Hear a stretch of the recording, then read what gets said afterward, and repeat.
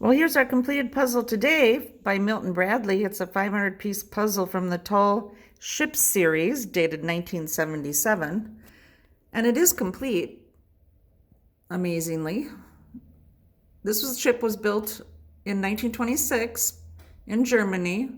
I did a little searching, and then it was given to the Russians in 1946 for war reparations. And Russia still uses it today as a training vessel.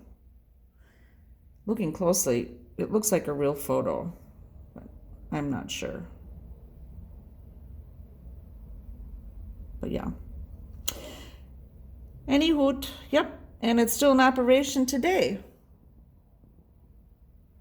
And no Chevy.